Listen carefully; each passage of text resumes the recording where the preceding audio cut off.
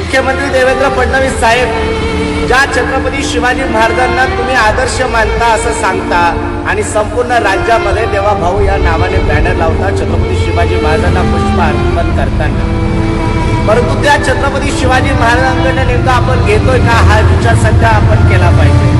ज्या छत्रपती शिवाजी महाराजांच्या काळामध्ये स्त्रीकडे वाकड्या नजरेने जर कुणी हरामखोराने बघितलं तर त्याचे हात गरम केले जात होते, त्या छत्रपती शिवाजी महाराजांच्या महाराष्ट्रामध्ये नाशिक जिल्ह्याच्या मालेगाव तालुक्यातील डोंगराळे गावातील अवघ्या 3 वर्षाच्या चिमुरडीवर अन्याय अत्याचार केला जातो आणि तिची निर्गुण हत्या केली जाते आणि तुम्ही सांगता की आम्ही कठोर कारवाई करू।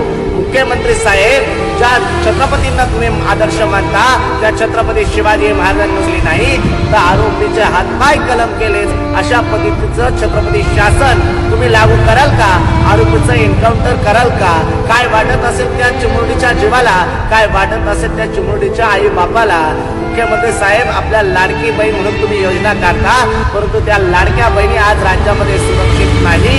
त्या लाडक्या बहिणीची मुलगी म्हणजे तुमची भाची आज या राज्यामध्ये सुरक्षित नाही, तिचा अन्याय अत्याचार केला जातोय। त्या आरोपीला छत्रपती शासन लागू होईल का आणि त्या आरोपीचा एन्काउंटर होईल का? हा त्या ताईंचा भाऊ म्हणून आणि तुम्हाला मामा म्हणून प्रश्न आहे। मुख्यमंत्री साहेब, आरोपीचा एन्काउंटर करा आणि या राज्यामध्ये तुमच्या आया बहिणीकडे आणि भाच्याकडे जर कुणी वाकड्या नजरेने पाहत असेल तर त्याचे हात पाय कलम करून भर चौकात फाशी द्या। जय शिवराय, जय शंभूराज।